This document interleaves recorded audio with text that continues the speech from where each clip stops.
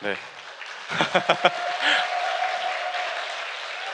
네, 샬롬 반갑습니다. 저는 고학년 교무부장을 맡고 있는 새로운 수업을 디자인하는 수업 아티스트 독수리학교의 독창성 박준성이라고 합니다. 반갑습니다. 제가 가끔씩 정말 몇 년에 한 번씩 어머니 교육에 오게 되는데 그때마다 이렇게 환대해 주시는 것 같아서 참 감사합니다.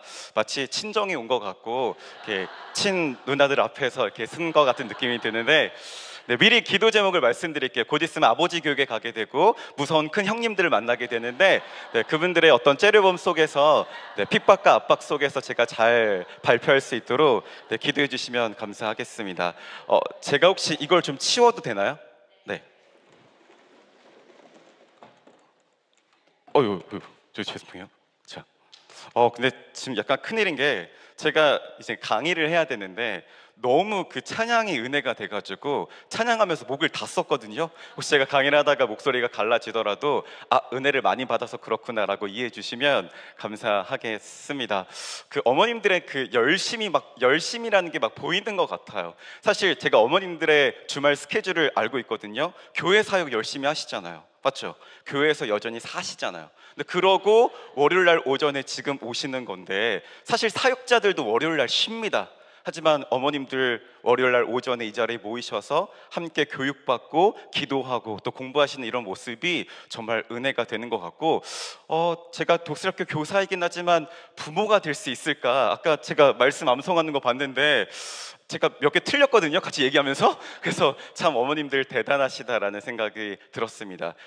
약간 지금 공교롭게도 지금 고학년, 10학년, 11학년 아이들은 모의고사를 보고 있거든요. 어머님들도 예배를 드리셨잖아요. 어머님들의 그 찬양 소리가 시험 보는 우리 아이들에게 큰 위로가 되기를 바라고, 이건 사실 제가 강의 내용과 상관없는 내용인데 그냥 갑자기 제 마음에 확 와닿는 내용이 있어서 제가 우리 자녀를 위해서 두 가지를 늘 기도합니다. 첫 번째는 낮의 해와 밤의 달도 우리 아이를 해치 못하도록 해주십시오 라는 게 첫 번째고요. 두 번째는 청출어람입니다.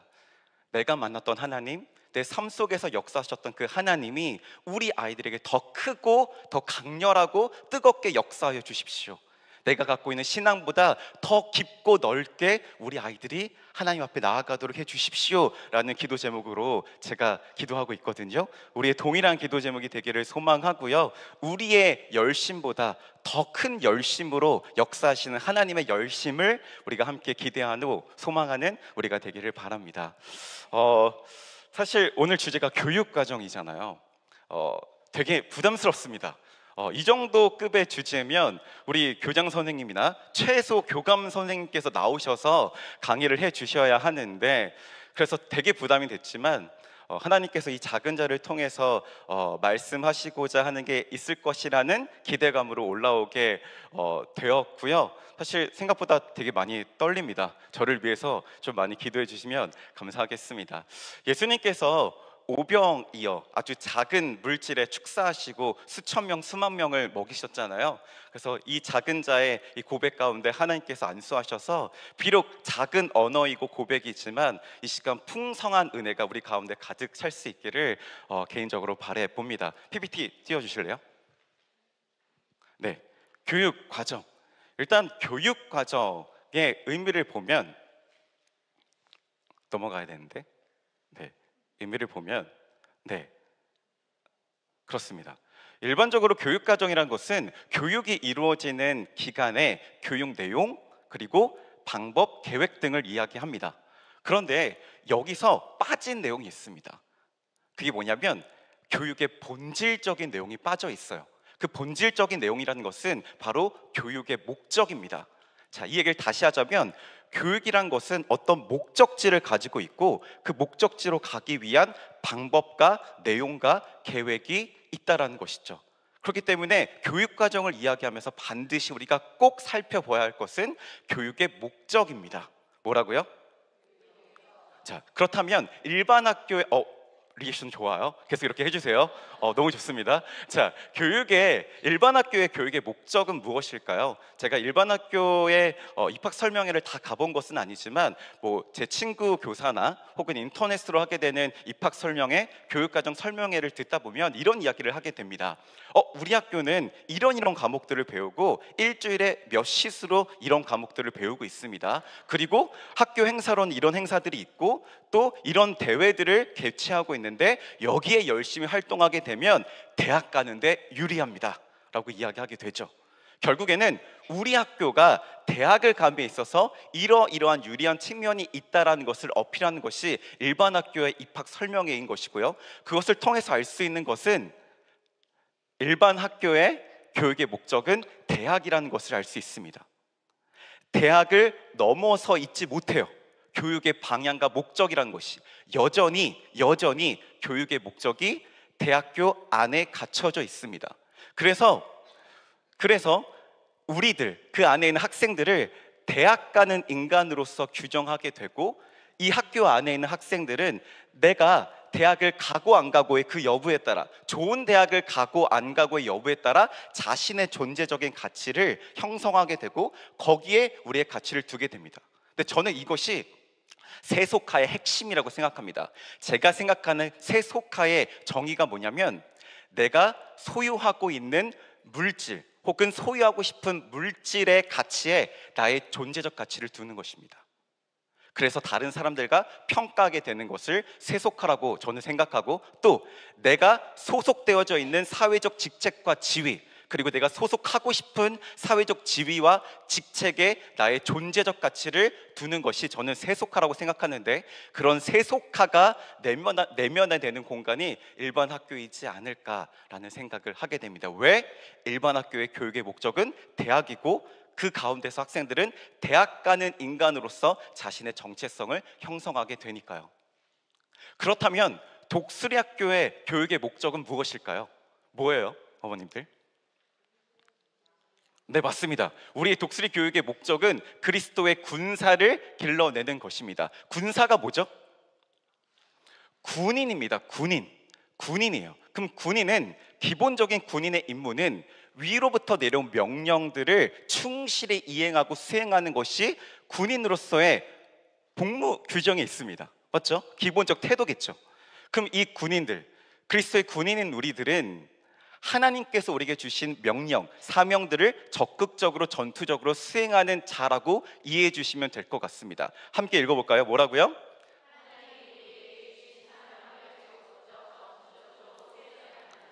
네, 군인들은 절대 소극적으로 이렇게 쭈뼛쭈뼛하지 않습니다. 어떤 일이 발생했을 때 적극적으로 전투적으로 대응하는 것이 군인이라면, 우리 아이들, 하나님께서 우리에게 주신 사명 뭐가 있을까요? 가장 큰 계명이라고 말할 수 있는 하나님 사랑, 이웃 사랑을 위해서, 또 지상 명령, 문화 명령들을 성취하기 위해서 적극적으로 수행하는 자, 그런 군인을 길러내는 것이 독수리 학교다라고 이해해 주시면 될 것 같고요. 그렇다면 어떤 일들을 하게 되느냐라고 저한테 물으신다면, 군인이 할 수 있는 일은 두 가지입니다. 공격과 방어가 있겠죠. 공격은 하나님 말씀, 법과 질서에 어긋나는 것을 개혁하고 변혁하고 회복시키는 일인 것 같습니다. 그리고 방어라는 것은 하나님 말씀에 근거한 것을 지키는 일이 될 수 있겠죠. 지금 인류의 보편적인 가치라고 얘기하죠. 예를 들어서 살인하지 말라, 인류의 보편적인 가치잖아요. 그리고 모두가 굉장히 중요하게 여기고 있잖아요. 하지만 이런 대다수의 인류의 보편적인 가치는 성경에 근거하고 있거든요. 그러니까 이 성경에서 말하고 있는 도덕률 혹은 법칙들을 끝까지 지키고자 하는 것이 방어라고 한다면, 이런 공격과 방어를 충실히 하는 자가 그리스도의 군사다, 군인이다 라고 이해해 주시면 감사하겠습니다. 자, 그래서 저는 어머님들이 정말 존경스러워요. 왜냐하면 어머님들의 자녀들을 군 입대시키셨기 때문입니다. 저는 군대에 입대시키는 어미의 마음을 조금 알고 있어요. 저희 어머님 얘기를 좀 해보도록 할게요. 저희 어머님은 감수성이 정말 풍부하신 분입니다. 예를 들어 어떤 남의 결혼식에 가게 되면 감수성이 너무 풍부해서 마치 자기 아들 결혼식인 양 눈물을 한 바가지 쏟으시는 분이에요. 이런 어머님이 제 결혼식 때는 기립박수 치셨습니다. 그만큼 우리 아이를 빨리 독립시키시고 싶었던 거겠죠. 그리고 좀 집에서 계속 부대끼는 게 싫으셨겠죠. 근데 그랬던 우리 어머님이 저를 군입대 시키셨을 때 제가 논산훈련소에 가게 됐고 특수부대 출신입니다. 제가 또 군대에 대한 자부심이 있는데 이것도 곁다릴 수 있으나 제가 진짜 군대에서 하나님을 다시 만났거든요. 혹시 간증할 기회가 있으면 간증하도록 하겠습니다. 이건 다른 얘기인데 어쨌든 제가 군입대를 해서 논산훈련소에 가게 됐는데 그때까지만 하더라도 부모님과 또 저희 누나가 타고 있었는데 그냥 농담을 하면서 웃으면서 훈련소에 가게 됐어요. 거기 도착했을 때까지만 해도 아무런 이상이 없었습니다. 거기서 이제 같이 이제 내가 진짜 군대를 가게 되는구나 하하호 하고 있다가 갑자기 방송이 들려오는 거예요. 그래서 자, 이제 우리 예비 군 장병들 빨리 연명장으로 모여주시기 바랍니다 라고 방송이 나오고 이제 딱 가려는 그 찰나의 순간에 제가 딱 뒤돌아서 저희 어머님을 보니까 제가 그동안 살아오면서 봤던 어머님의 가장 큰 슬픔이 얼굴 속에 있더라고요. 그래서 눈물을 막 쏟고 계시는 그 모습을 보면서 자녀를 군입대 시키는 그 마음은 정말 내가 다 알 수도 없고 말로 표현할 수도 없는 큰 슬픔일 수 있겠구나라는 것을 그때 알게 되었습니다. 또 곧 있으면 군입대 시키시는 어머님들이 있는 걸로 알고 있거든요. 우리 또 주환이 어머님 계시죠? 네. 네, 또 눈물 한 바가지 쏟고 오실 것 같은데 어쨌든 그런 마음이 어머님들의 마음일 수 있다라고 생각합니다. 그러니까 저희는 항상 기억해야 됩니다. 우리 학교에 보낸 이유가 뭐라고요? 그리스도의 군사를 길러내기 위해서 군 입대를 시키신 것이고 어머님은 군대에 보낸 부모의 마음이다 라고 이해해 주시면 될 것 같습니다.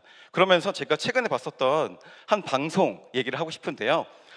월드클래스 로봇공학자 데니스 홍이라는 박사님이 계신데 이분이 뉴키즈 온 더 블록이라는 방송 프로그램 나오셨어요.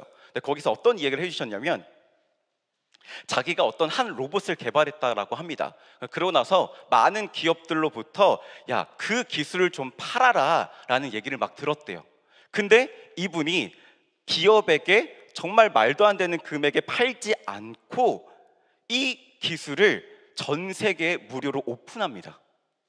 그래서 사회자가 이렇게 질문해요. 아니 수많은 돈과 노력을 들인 비법을 왜 공개하셨는지라고 했더니 이 박사님이 이렇게 말씀하십니다. 인생의 갈림길에 봉착했을 때 판단하는 방법이 있어요 라고 하면서 내가 애초에 왜 이걸 시작했었지? 즉 본질을 돌아봤다라는 겁니다.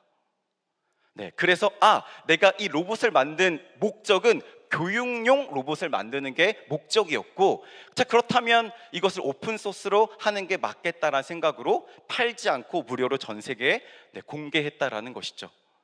저는 어머님들이 분명 독수리학교에 있다 보면 많은 시험과 유혹과 어려움이 찾아오게 될 거라고 생각합니다. 내가 여기 있는 게 맞나? 나가야 되나? 이런 생각들을 하시게 될 텐데 그때마다 꼭 기억해 주십시오. 내가 왜 이 학교에 왔을까? 내가 왜 이 학교에 보냈을까? 그것은 우리 학교가 존재하는 본질에 있습니다. 뭐라고요?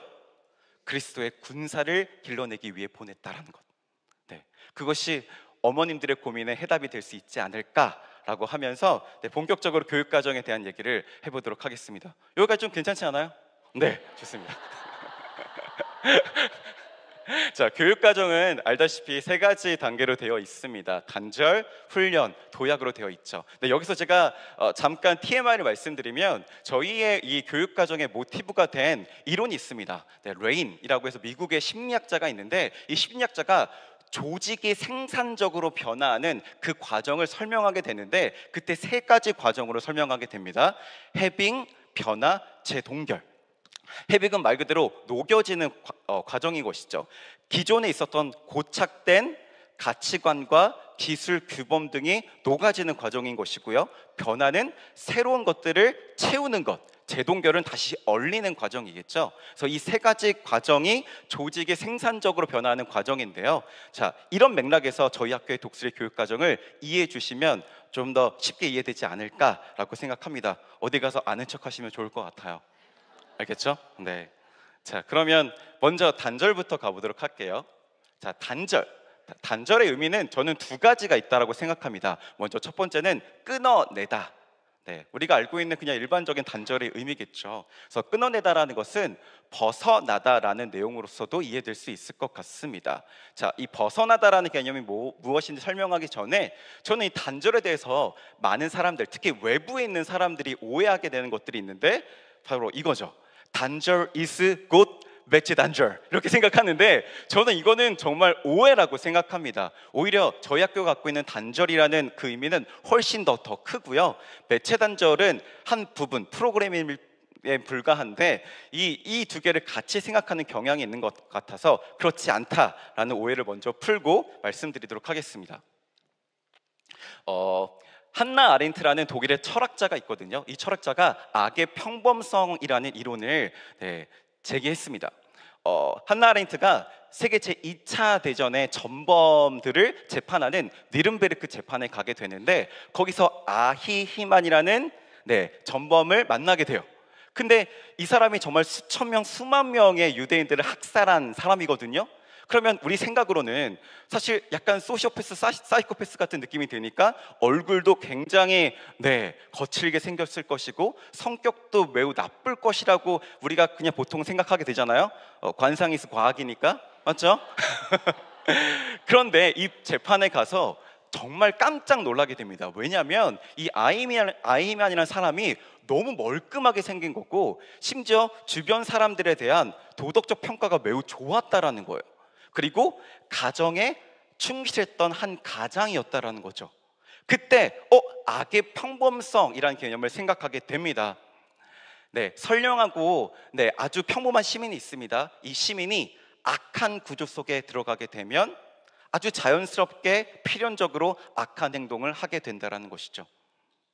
이 악의 평범성이라는 이론을 우리 아이들에게 대입하게 된다면 저 이렇게 얘기할 수 있을 것 같습니다. 우리 아이들은 너무나도 무분별하게 무방비 상태로 비성경적인 가치관과 태도, 습관, 문화 생활들을 내면화한 상태로 들어오게 됩니다. 아마도 대중문화에 또 대중매체의 영향이 크겠죠.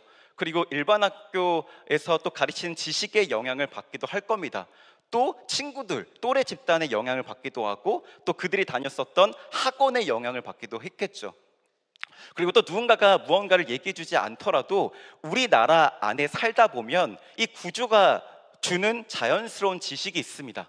관습, 전통이 있기 때문에 자연스럽게 그런 것들을 형성하게 되죠.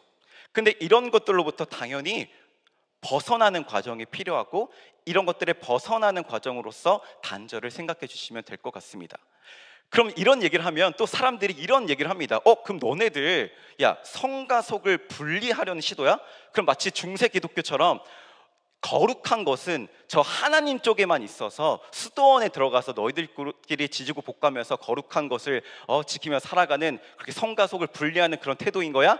라고 오해할 수도 있는데 전혀 그렇지 않다고 생각합니다. 왜냐하면 저희들의 목적성은, 교육의 방향성은 다시 기존에 변질됐었던 그 구조 속에 들어가는 것이 저희의 방향성이 있는데 그리스도와 문화라는 리처드 니버가 쓴 기독교 문화관이 담긴 고전이 있는데요. 여기서 기독교 문화관의 5가지 유형을 이야기하게 됩니다. 그중 5번째가 문화를 변혁하는 그리스도라고 해서 이 5번째 유형이 교회사적으로 전통적 입장이며 이것을 우리가 따라야 한다라고 주장하는데요. 자, 기독교 문화관의 문화를 변혁하는 그리스도의 내용은 이렇습니다. 문화는 본래 악하지 않았다라는 거예요. 원래는 선했습니다. 우리가 그걸 어떻게 할 수 있느냐? 우리에게 문화 명령을 내리시잖아요. 그리고 거기서 땅에 충만하라, 다스리라라고 했을 때 컬처라는 그 어원을 쓰게 되는데 컬처라는 그 단어의 어원이 경작하다라는 뜻이잖아요. 맞죠? 그러니까 다스리라, 충만하라라는 그 메시지 속에서 문화라는 것이 들어가게 되고 그것에 관련된 내용이 문화 명령인데 문화는 하나님께로부터 출발되었던 것이기 때문에 원래는 선했으나 인간의 죄로 인해 변질되었고 그것을 회복시키고 변혁해야 되는 것이 우리의 임무라고 이 책에서 얘기하고 있거든요. 다시 말해 성과 속을 분리해서 우리들끼리만 거룩한 것을 공유하며 살겠다라는 것이 아니라 다시 이 세상 속으로 들어가서 우리의 캐치프레이즈가 있잖아요. 맞죠?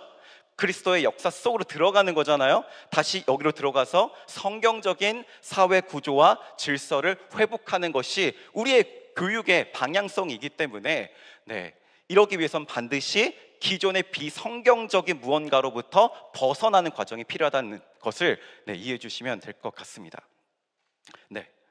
자, 그리고 단절에 두 번째 의미가 있다면 저는 의도적인 결핍이라는 의미도 있다라고 생각합니다. 학생들의 삶의 각 영역의 부분들 속에 결핍을 주는 것이죠. 부모가 충분히 도와줄 수 있어요. 채워줄 수 있어요. 그리고 교사들이 충분히 교육해 줄 수 있고 서비스해 줄 수 있지만 하지 않는 것이죠. 의도적으로. 왜일까요? 존재적인 결핍을 직면할 수 있도록 하기 위해서입니다. 자, 그래서 저는 이 존재적 결핍이라는 얘기를 하면서 단절은 7학년까지만 해당한다라는 것은 틀렸다라고 생각합니다. 아무래도 저희의 교육과정 그 표를 보게 되면 단절은 1년이고 훈련은 3년이고 도약은 2년이잖아요. 그래서 그 1년이라는 그 말 때문에 단절이라는 훈련의 과정은 7학년까지 하고 끝난다라고 오해하실 수도 있는데 이 교육과정의 단계를 층계적으로 생각해 주셨으면 좋겠어요. 그러니까 누적되는 과정으로서 단절이란 것은 독수리학교 훈련의 베이스가 된다라고 이해해 주시고 교육과정을 생각해 주시면 될 것 같다는 생각이 들고요. 자, 그러면서 단절이란 것은 6년의 교육과정의 기초이자 토대가 된다. 그것은 의도적 결핍을 이야기하는 것이고 존재적인 결핍으로서 이어지도록 하는 것인데요. 생각해보면 이런 의도적인 결핍은 굉장히 많은 것 같아요. 고난학습을 가잖아요, 맞죠? 근데 집에 있으면 너무나도 배불리 먹을 수 있는 상황입니다. 너무나도 편히 잘 수 있는 상황이에요, 맞죠? 하지만 편히 잘 수 있는 집으로부터 떠나게 됩니다. 그리고 그곳에서 그동안 편리하게 교통수단을 통해서 이동해 왔던 것들을 결핍시켜서 걷도록 하잖아요, 맞죠? 그리고 식사를 먹을 때도 아이들이 직접 해 먹습니다. 이것 또한 의도적 결핍이라고 볼 수 있죠. 절기학습도 의도적 결핍을 가지고 있다고 생각합니다. 보통 절기학습, 우리 학교에 절기학습 두 가지가 있잖아요. 뭐랑 뭐가 있죠? 보니까 이 절기학습이 지필고사 1주 전 혹은 2주 전에 보통 하게 되거든요. 어쩔 수 없이 절기가 겹치니까요. 근데 그때 저희들은 수업을 하나요, 안 하나요? 하지 않잖아요. 아이들에게 공부보다 더 중요한 게 있음을 알려주기 위함이기도 하면서 아이들이 스스로 나 공부해야 되는데 나 이러다가 망하면 어떡하지? 라는 생각, 그런 결핍적인 무언가를 경험하도록 하는 것이라고 볼 수 있을 것 같습니다.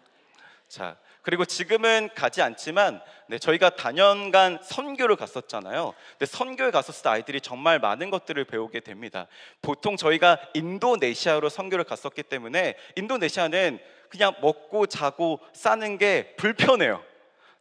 제가 갔었을 때를 생각해 보면은 화장실이 푸세식 혹은 되게 불편한 수세식으로 되어 있거든요.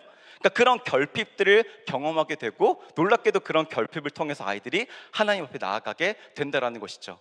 제가 기억나는 한 장면이 뭐가 있었냐면, 자, 끄딜이라는 지역으로 가게 되었는데 한 3시간 동안 열차를 타고 가게 되었거든요. 근데 저희가 탔었던 칸에 에어컨이 고장 난 거예요.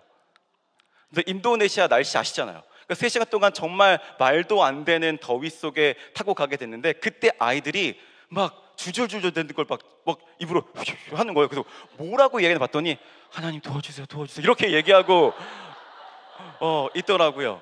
그래서 이런 결핍을 통해서 아이들은 하나님 앞에 나아갈 수 있는 통로가 된다라는 거죠. 그리고 작년부터 하게 됐던 뉴 크리에이션 빌드업 프로젝트를 생각하면 우리 아이들이 지금 현재 11학년 아이들이죠. 이 아이들이 작년에 정선으로 갔었잖아요. 거기서 봉사활동도 하고 농사도 체험하고 또 지역교회도 봉사하게 됐는데 잠자리가 진짜 불편했다고 해요. 거의 이렇게 단체로 자게 되는데 그때 아이들은 어떻게 보면은 존재적인 결핍을 생각하게 되는 거죠. 또 아이들 예수님은 인자가 머리 둘 곳이 없는 이렇게 말씀하셨는데 나도 머리 둘 곳이 없을 수 있겠구나 이런 생각을 할 수 있게 되는 거죠. 그리고 아이들이 생각해 보면 아주 힘든 육체적 노동을 경험하진 않는 것 같아요. 저 때만 하더라도 제 표현이 그렇네요. 저 때만 하더라도 어쨌든 대학교 등록금이나 제 생활비를 위해서 알바를 했었어야 되는데 그때 당시에는 최저임금이 매우 낮았기 때문에 좀 센 알바를 하려면 막노동을 했었어야 했어요. 아니면 공장에 들어가거나. 그걸 통해서 제가 대학교 시절에 CCC라는 곳에 훈련을 받았는데 여름 수련 비용이 너무 비쌌거든요. 근데 그걸 위해서는 무조건 공장에 들어가서 알바를 했었어야 되고, 그때 돈의 소중함도 알고, 내가 진짜 하나님 없이는 살아갈 수 없는 존재라는 것을 결국엔 다시 한번 생각하게 됐었거든요.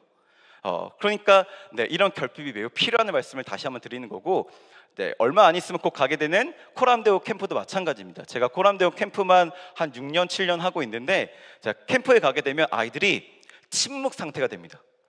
말을 하지 못하도록 해요. 그리고 하나님께만 소통하도록 해요. 그래서 친구들과 대화를 나눌 수도 없고, 선생님들과의 대화도 어떤 시간이 마련돼야만 할 수 있는 것이고, 오로지 하나님께만 말할 수 있도록 저희가 장치를 마련하고 있습니다. 이것 또한 결핍인 것이죠. 이 결핍이 왜 중요하냐라는 것에 대해서 저는 프랑스 수학자 파스칼의 말을 인용하고 싶습니다. 파스칼의 공식으로도 유명한 사람인데, 이 파스칼이 팡세라는 책에서 뭐라고 얘기했냐면, 오직 사람에게는 하나님만이 채울 수 있는 하나님이 만드신 공간이 있다. God-shaped vacuum이라고 되어 있는데, 그렇습니다. 아이들 안에 있는 그 결핍은 저는 매우 긍정적인 결핍이라고 생각합니다. 왜? 이런 나에게 있는 존재적인 결핍은 오직 하나님만이 채울 수 있구나. 그래서 이런 결핍을 경험하게 됐고, 하나님 앞에 하나님 나를 다스리시고 통제하시고 나를 그리스도의 풍요로 풍성케 하시는 분은 하나님이십니다라고 고백할 수 있도록 의도적인 결핍을 마련하는 것이고, 그게 바로 단절이다라는 말씀을 드립니다. 자, 그러면서 제가 한 가지 말씀을 더 첨언하자면, 가정에서도 단절은 이루어져야 된다고 생각합니다. 요즘 선생님들과 이 얘기들을 많이 하게 되는 것 같습니다. 우리 아이들이 왜 하나님을 바라보지 못할까? 결핍이 없어서다. 너무나도 풍족한 환경 속에서 자라다 보니까 그걸 너무나도 당연한 권리라고 생각해요. 조금이라도 부족한 상태를 경험하지 못하다 보니까 너무나도 쉽게 채워지니까, 그렇구나, 우리 엄마 아빠가 내가 뭔가 부족하거나 결핍의 모습을 보여서 힘들어하면 채워주겠거니 라는 생각을 당연하게 갖고 있어요. 근데 저는 그래서는 안 된다고 생각합니다. 왜냐하면 영원한 하나님의 나라에 대한 설명이 안 돼요. 영원한 기쁨과 행복과 고통과 슬픔이 없고, 그리스도로 풍요를 경험한다라는 개념, 하나님 나라에서 그 개념을 이해하지 못하죠. 왜? 우리 아버지가 더 많이 채워주시니까. 당장 우리 엄마 아빠가 나를 채워주니까 하나님의 채우심에 대한 공감이 없는 거예요. 그렇기 때문에 저는 가정에서도 이 단절의 훈련을 좀 철저히 해주셨으면 좋겠고, 구체적으로 말씀드리면 고가의 물품들에 대해서는 쉽게 주지 않았으면 좋겠습니다. 왜냐하면 이게 결국엔 훈련의 방향이 되더라고요. 예를 들어서 7학년 때는 매체 사용이 안 되지만 어쨌든 음악을 들을 수 있거나 혹은 헤드폰을 쓰게 되잖아요. 그러니까 헤드폰을 쓰게 되는데, 헤드폰이 어떤 브랜드냐에 따라서 아이들끼리 구별을 짓게 돼요. 그러니까 참 우리의 죄성인 것이죠. 근데 저는 아이들이 쓰는 그 헤드폰을 봤을 때 50만 원이 넘는 헤드폰을 그냥 쉽게 애들이 끼고 다니더라고요. 어떤 아이들은 막 100만 원짜리도 끼고 다녀요. 그리고 MP3, 저 최근에 진짜 저도 나이를 먹었구나, 죄송해요, 그런 생각을 하게 되는 게, 브랜드 중에 소니가 있고 소니의 워크맨이 있잖아요. 근데 우리가 알고 있는 워크맨은 카세트를 끼는 거잖아요. 근데 이 워크맨이 100만 원이라는 거예요. 그래서 난 무슨 금으로 만든 카세트 테이프인가. 그래서 요즘 약간 레트로가 인기니까 카세트 제품이 다시 부나라고 했더니 요즘 나오는 MP3 브랜드가 워크맨이더라고요.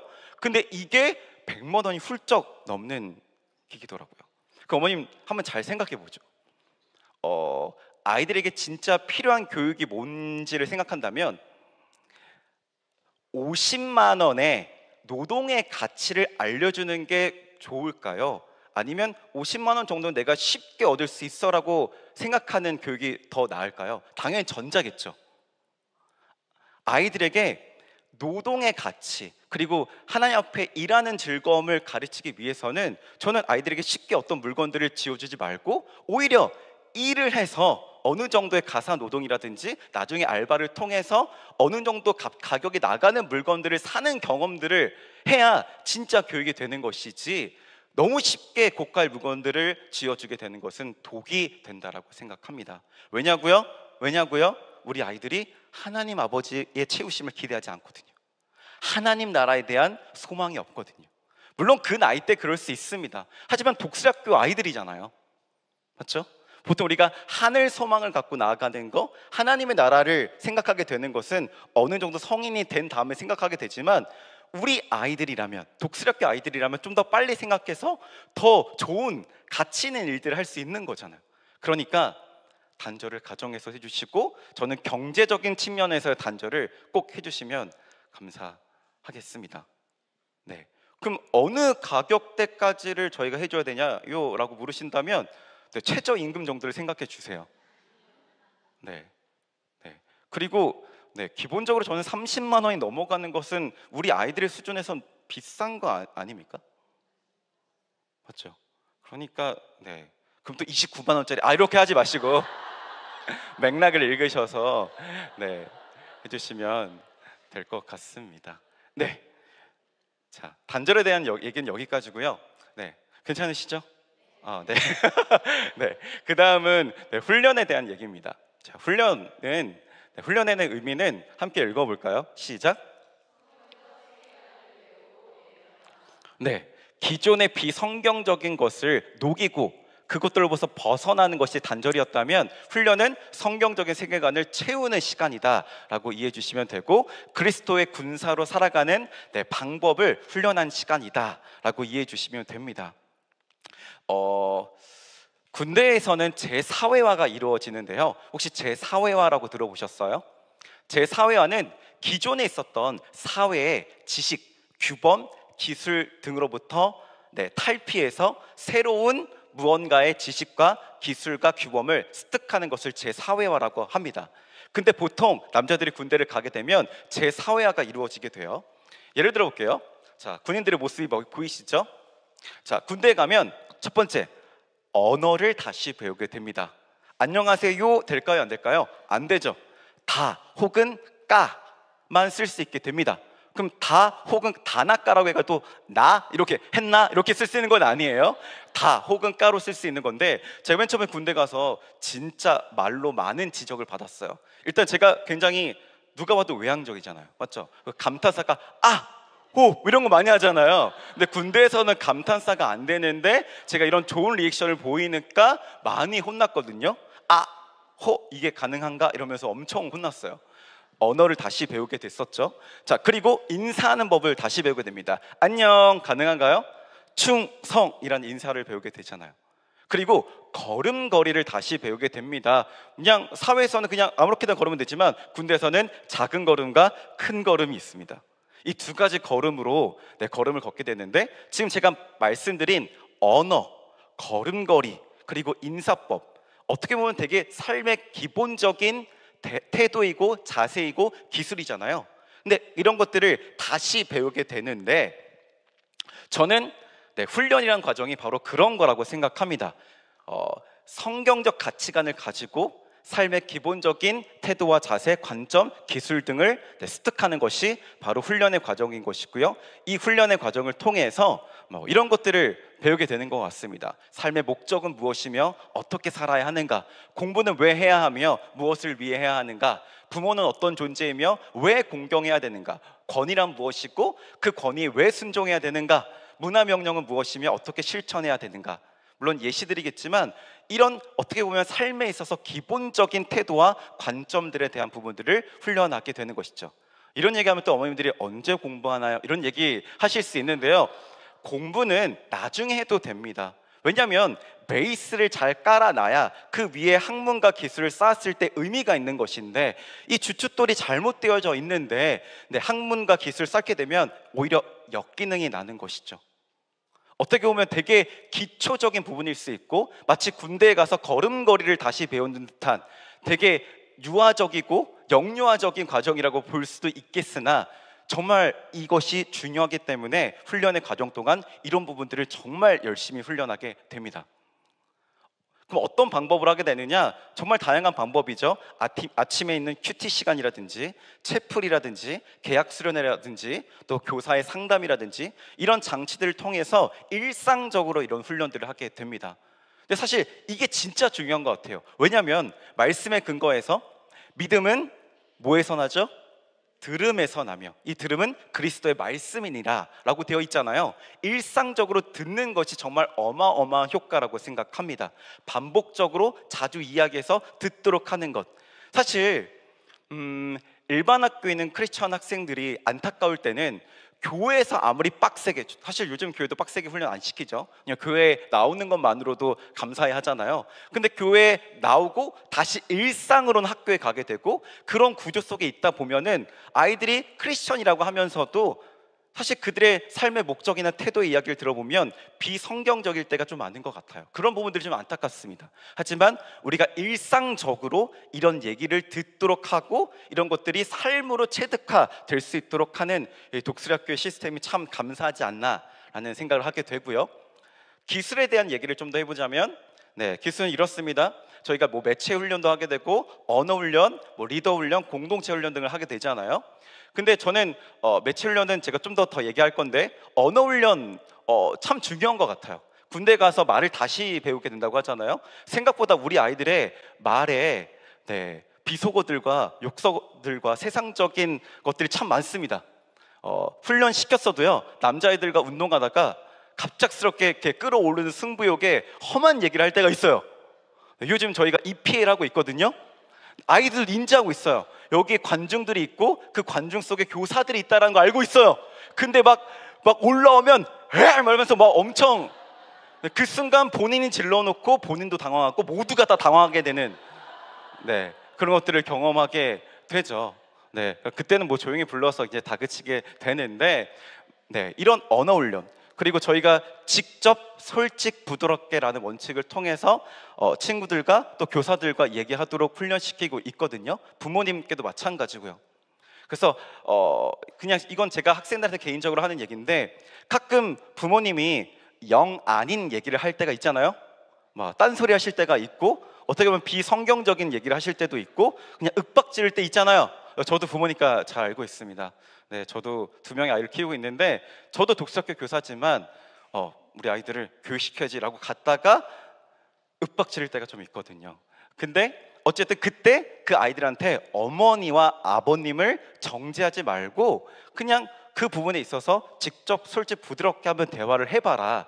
그럼 오히려 쉽게 풀릴 수 있다. 네 안에 뭔가 끙끙 앓지 말고, 혹은 그 반응 앞에 그럼 엄마는요? 이러면서 엄마는 뭘 잘하셨는데요? 뭐 이렇게 괜히 버릇없이 말대꾸하지 말고 일단 직접 솔직 부드럽게 말하는 연습을 해봐라. 그럼 쉽게 풀릴 수 있다, 이런 얘기를 하거든요. 이런 것도 언어 훈련인 것 같습니다. 그리고 리더 훈련인데, 독수리학교 안에서 뭐 비김팀 조장도 하게 되고 또 고등학습하면서 또 리더도 맡게 되잖아요. 또 이 리더 훈련이 진짜 중요한 것 같아요.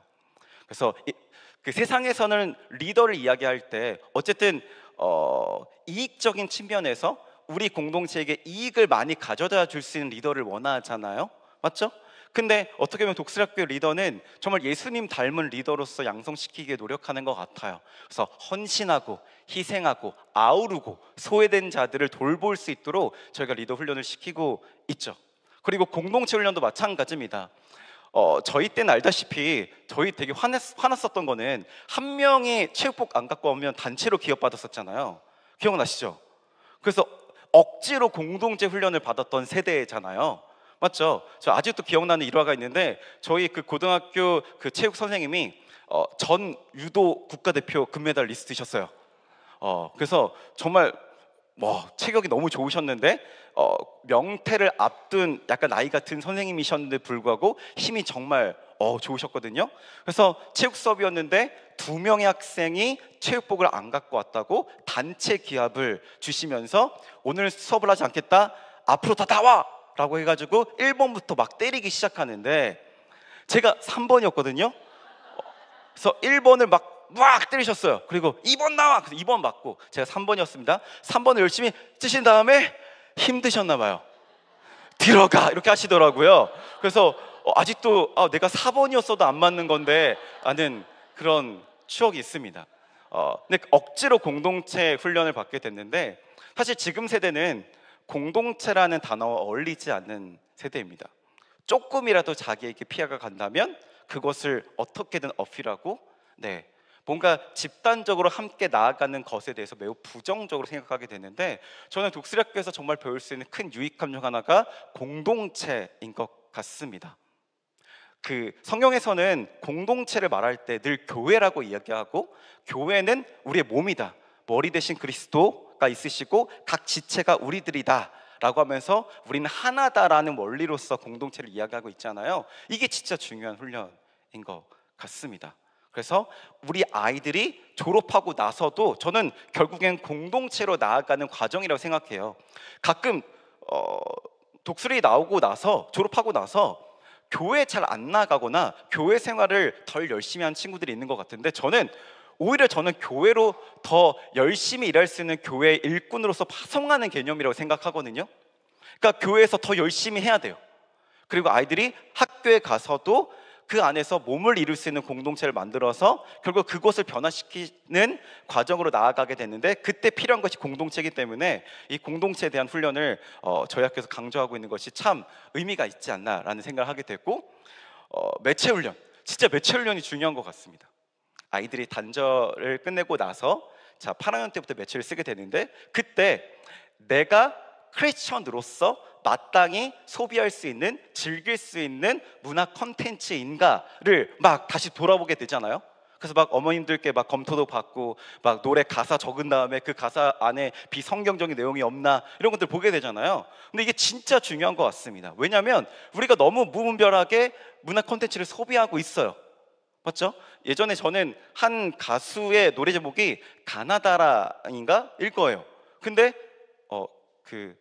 가나다라 이거 아니라 그 박재범이라는 친구가 부른 가나다라인데, 가나다라 이거 아니에요, 어머님들.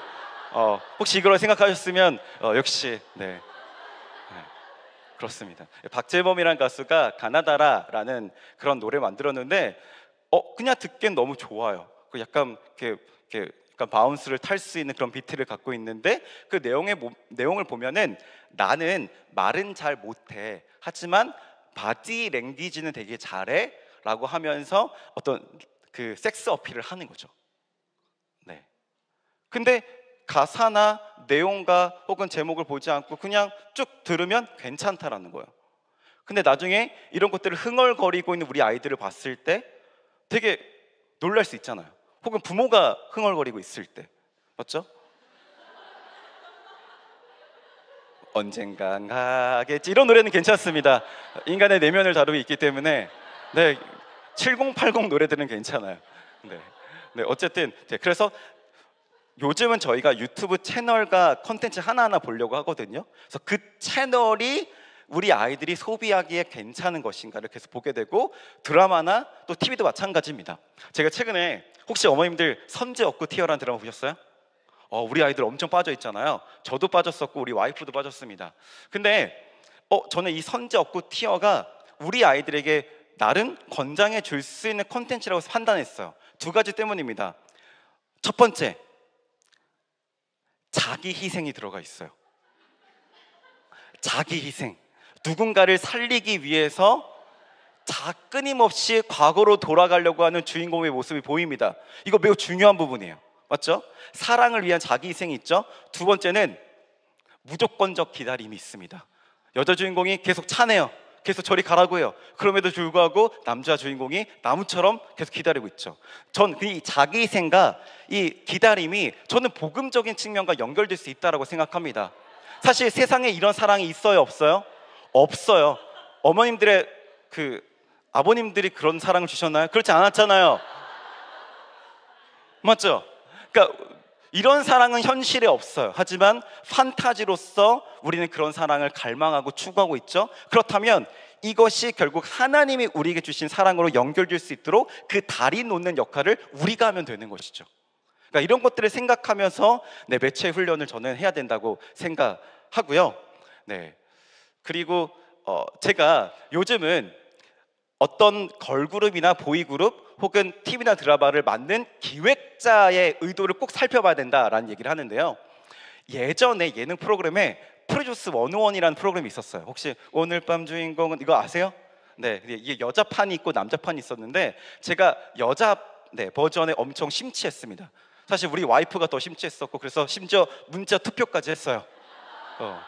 어, 그런데 제가 이 프로듀스 101 여자 버전을 보고서 이 프로그램 만든 기획자의 인터뷰를 보고서 진짜 망치로 제 머리를 딱 맞은 듯한 느낌이 들었습니다. 그 사람이 뭐라고 얘기하냐면 이런 얘기를 했어요. 자, 출연자들을 보면 내 여동생 같고 조카 같아서 귀엽지 않나. 그런 류의 건전한 야동을 만들어주고 싶었다. 남자파는 반대로 여자들의 야동을 만들어주는 것이다. 제가 이 인터뷰 내용을 보는 순간 내가 괜히 봤다. 네. 결국 기획자가 추구하는 목적과 방향이 있고 우리는 그들이 만들어 놓은 구조 속에 갇히게 되는 것이고 거기 있다 보면은 사실 이런 것들이 자연스럽게 들어오게 될 수 있잖아요. 맞죠? 그래서 저는 이 인터뷰를 보고 난 다음에 프로듀스 101 남자판을 보지 않았습니다. 매우 힘들었어요. 물론 남자이기 때문에 보지 않았던 측면도 있었지만 근데 어쨌든 그렇기 때문에 이런 매체를 훈련하는 것이 매우 중요하다. 그래서 또 여기서 곁다리를 말씀드리는 것은 제발 매체 프로그램을 꼼꼼히 봐주시길 바랍니다. 어머님도 진짜 이게 중요해요. 우리 아이들이 일부러가 아니라 그 나이 때는 그냥 충동적으로 다른 것에 클릭할 수 있어요. 어머님들도 그렇잖아요. 요즘 유튜브 보면은 그냥 쇼츠를 보다 보면은 그냥 나도 모르게 알고리즘에 따라서 굉장히 성적인 메타포가 있는 콘텐츠를 막 소비하게 되잖아요. 맞죠? 그러니까 우리 아이들도 충분히 그런 것들에 노출될 수 있기 때문에 꼼꼼히 봐주셔야 됩니다. 얼마나 세상이 악하냐면 사실 이 얘기를 하고 싶었던 거 아닌데 그냥 계획 없이 한번 해볼게요. 그 최근에 제가 그 탁재훈 씨가 나오는 유튜브 콘텐츠가 되게 인기여가지고 한번 봤더니 알고리즘에 뜨더라고요. 근데 여기에 일본 음란물 배우가 출연을 했어요. 그러면 우리 같으면 그 댓글에 완전 너희 미쳤냐? 어떻게 이런 사람들 초대한 이런 얘기가 있을 것 같잖아요. 너무나도 긍정적인 댓글이었어요. 그럼 우리 아이들이 이 컨텐츠를 보고 댓글을 본다면 이런 사람들이 이것도 하나의 이런 데 나올 수 있구나, 이것도 하나의 직업이구나 라고 받아들일 수 있게 되는 거예요. 그렇기 때문에 우리 아이들이 어떤 유튜브를 구독하고 있고 어떤 영상들을 보고 있는지 계속 도와주셔야 돼요. 관리 감독의 역할이라 감시의 역할인 것이 아니라 그냥 도와주는 협력자로서 함께 주셔야 한다는 거죠. 최근 제가 계속 어쩔 수 없이 이 고학년의 징계 과정들을 계속 보고 있잖아요. 근데 그런 부분에 있어서는 어쨌든 부모님들이 조금만 더 도와주셨다면 필터링 됐을 텐데 혹은 더 빨리 잡았을 텐데 라는 생각을 하게 됩니다. 그래서 제발 꼼꼼하게 봐주시면 감사하겠습니다. 자, 마지막 가도록 할게요. 자, 도약이고요. 도약의 의미는 이렇습니다. 함께 읽어볼까요? 시작.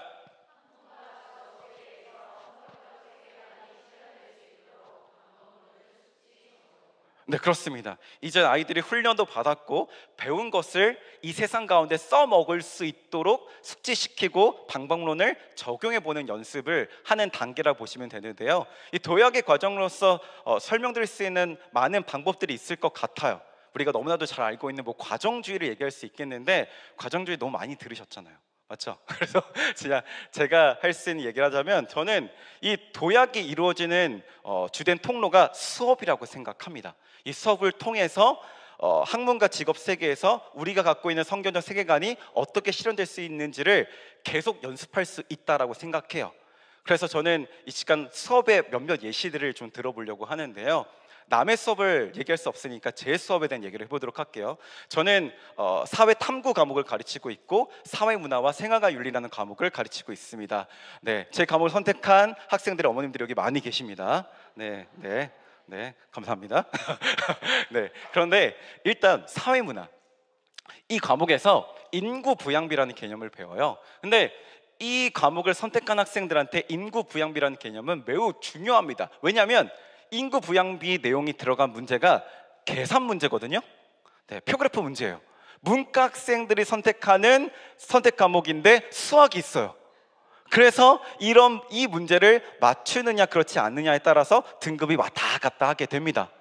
네. 그래서 사회문화를 선택한 학생들한테 이 인구 부양비는 이 계산 문제를 푸느냐 마느냐가 관건이고 여기에 묶여 있어요. 하지만 어머니 생각해 보세요. 우리가 왜 인구 부양비를 배워야 할까요? 이 수능 문제를 해결하기 위해? 아니죠. 지금 우리 사회 속에 있는 인구 부양비를 얘기할 때 반드시 빼놓을 수 없는 저출산과 고령화라는 사회 문제가 있고, 이 문제를 풀기 위한 연습이 우리 가운데 필요하다는 것이죠. 단순히 계산 문제 풀어서 50점 만점을 받기 위해서 이 주제를 배우는 것은 아닙니다. 우리 사회, 실제 우리 사회 속에서 우리가 살아가고 있는 이 사회 속에서 있는 이 두 가지 문제를 어떻게 해결할 수 있을까를 우리 아이들과 논의하게 되고 여러 가지 방법론들을 생각해내는 수업을 하고 있습니다. 일단 저출산만 보더라도요 되게 심각해요. 뉴스를 통해서 많이 보셨겠지만 한 사회가 존속하기 위한 출산율이요 2.2명이에요. 너무나도 상식적이에요. 왜냐하면 2명을 낳아야 그 2명이 결혼을 해서 출산할 수 있으니까요. 당연한 얘기예요. 그런데 2023년에 한국의 합계 출산율은 0.7이었습니다. 한 명이 아니죠. 근데 더 심각한 것은 2023년에 서울의 합계 출산율인데, 어머님들 알다시피 우리나라 인구 밀도가 서울 경기도에 집중되어져 있잖아요. 네, 이미 서울 경기도에 사는 인구만 제가 알기로는 2천만 명이 넘는 것으로 알고 있습니다. 그런데 여기에서 출산율이 0.53명이라는 것은 정말 충격적인 것이죠. 그리고 올해 1분기 합계 출산율이 0.76인 상황인데 이것은 역대 최저라고 합니다. 왜냐하면 주로 출산하는 시기가 1분기라고 해요. 네. 근데 0.76인 것이 역대 최저라는 것이죠. 그래서 많은 인구학자들이 특별한 질병이나 전쟁이 없는데 이 정도의 출산율을 기록하는 것은 정말 망조다라고 이야기합니다. 근데 어떤 미국에 있는 인구학자는 대한민국 망했다라고 이미 완료형으로 얘기하는 학자도 있죠. 그러니까 이런 저출산을 해결하기 위해서 우리 아이들은 노력해야 되는데, 그렇다면 이 저출산을 어떻게 바라봐야 할까를 저는 아이들과 이 맥락 안에서 얘기하고 있습니다. 자, 너무나 잘 알고 있는 말씀이죠. 함께 읽어볼까요? 시작.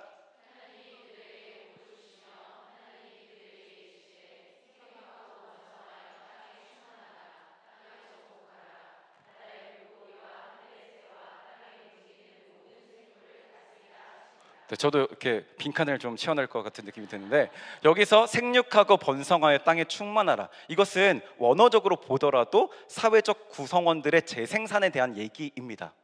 그렇다면 생육하고 번성이라, 자녀들을 낳아라 라는 것이 문화 명령이라면 요즘 교회에서도 청년들이 애를 안 낳을 생각을 갖고 있거든요. 그러니까 크리스천들이 이 문화 명령을 지킬 수 있도록, 그리고 세상 사람들도 이 문화 명령을 지켜갈 수 있도록 우리가 무언가를 해야 되는 거잖아요. 맞죠? 그래서 여러 가지 프로젝트 수업을 하게 되는데, 근데 우리가 이런 생각을 해봅시다. 내가 내 친구 중에 애를 안 낳을 것이다 라고 생각하는 친구가 있는데, 그 친구한테 다가가가지고 야, 하나님이 너한테 생육하고 번성해서 땅에 충만하라고 했어. 그러니까 너 애를 낳아야 돼 라고 하면 그 친구가 들을까요, 안 들을까요? 우리가 알고 있는 성경 구절로 세상 사람들을 권면하고 설득하면 그들은 절대 듣지 않습니다. 이때 필요한 것이 이중 언어라는 개념인데요. 서강대학교 명예 교수님이시고 기독교 실천 운동 운영위원장이신 교수님이신데 이런 얘기를 합니다.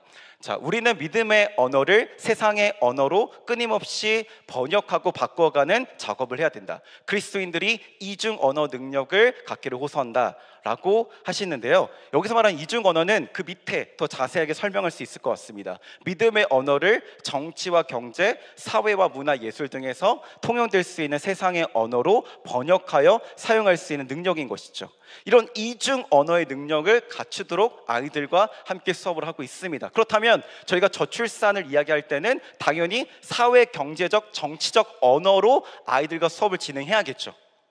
그래야 세상 사람들을 설득할 수 있으니까. 혹은 제도적인 언어로 정말 창의적이고 참신한 사회 제도적 아이디어를 낼 수 있도록 아이들과 수업을 하고 있습니다.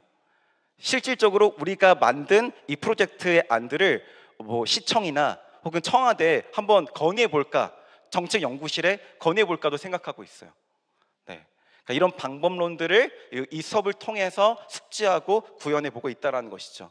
또 제가 생활과 윤리라는 수업을 하고 있는데 여기서 낙태, 안락사, 자살, 동성애 등을 다루게 됩니다. 근데 이 주제요, 수능에서 문제로 출제되지 않습니다. 중요한 부분이 아니에요. 그래서 그냥 일반 학교 수업에서나 수능 강의에서는 그냥 대충 읽고 지나가는 거거든요. 근데 이런 윤리적 쟁점들, 윤리적 문제들, 크리스천이 우리들한테는 굉장히 중요한 주제잖아요. 맞죠? 이 주제를 어떻게 바라봐야 하는지에 대한 훈련이 필요하고, 세상 사람들한테 낙태 안 된다, 안락사 안 된다, 자살 안 된다 라고 얘기해야 되잖아요. 맞죠? 근데 이때 우리가 성경 구절을 가지고 야, 성경에서 이렇게 말하고 있어 라고 한다면 그들이 들을까요? 안 들어요. 그렇기 때문에 수업을 하게 될 때는 일단 기본적으로 이것들에 대한 기독교적 입장을 배우고 숙지한 다음에 이 입장을 다시 이론의 언어로 번역하는 과정을 거칩니다.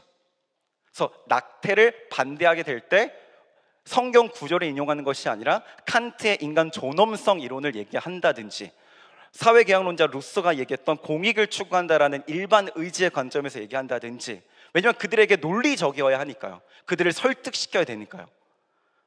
그래서 이런 것들의 방법론을 수업을 통해서 하고 있습니다. 그래서 제가 실제로 시험 문제를 어떻게 냈냐면, 당신이 실제로 제가 냈던 문제예요. 유출하시면 안 돼요. 알겠죠?